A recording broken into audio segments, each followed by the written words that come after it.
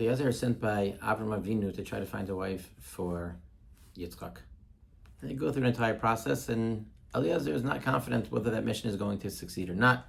He asks Abraham to daven for his behalf, and he himself davens that he should be successful. And he puts together an entire plan as to whether the woman who comes is going to be fit to be a wife for Yitzchak. And he tells the story and he says, Vavov hayom el ayin. And I came to the well, Va'omar Hashem Elokei Adoni Abraham, Yeshkon Matziach Takir Sher Nechi Holeich Aleha. If I'm going to be successful in this path that I'm going to be on, then the following is going to happen.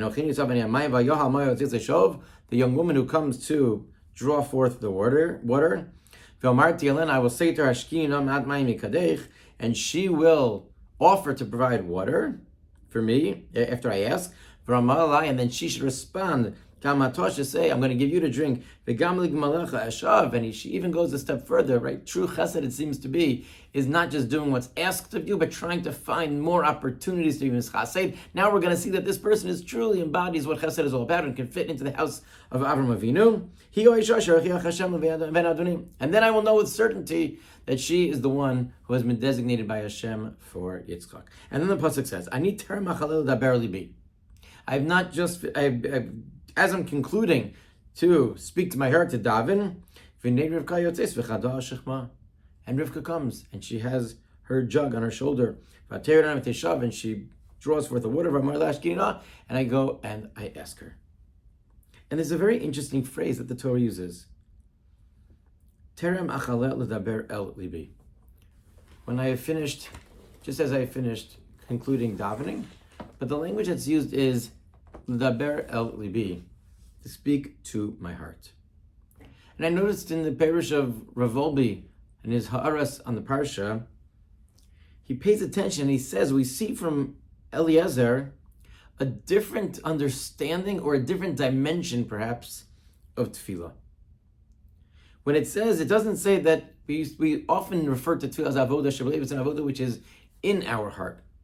And what that would seem to indicate is that our heart is like the driving force behind the tefillah. Our hergeshim, our feelings, are what drives our tefillah.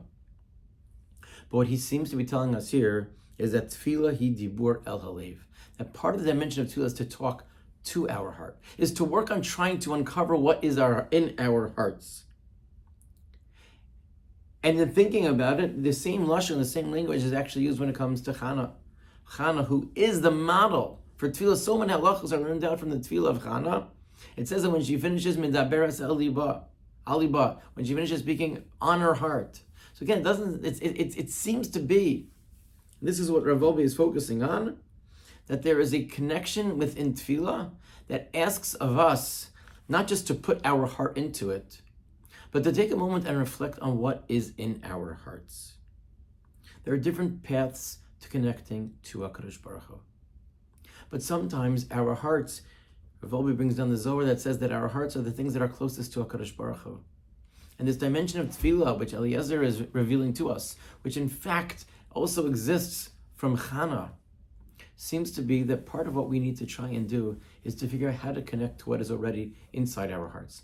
Not just the emotions, but our relationship with HaKadosh Baruch Hu sometimes requires an inner reflection. Much of davening, we focus on two different kavanos, that we're standing lifnei Hashem and understanding what the words mean. But perhaps there's an added dimension as well, which is to talk and look inside of ourselves, to prepare ourselves by thinking about our connection to Hashem, about where we are, how Hashem is involved in our lives. And it's after we connect to what's in our hearts, then we can pour out a different type of avodah shebelev. It's something to think about, it's something to reflect upon. To become comfortable speaking to our hearts, to become comfortable sensitizing ourselves to what's inside of us, to the way that our relationship with Hashem reverberates in us, and then trying to figure out how it is that we channel that to tefillos, and that hopefully the same way Eliezer's tefillah was answered right away, our tefillos will be answered as well.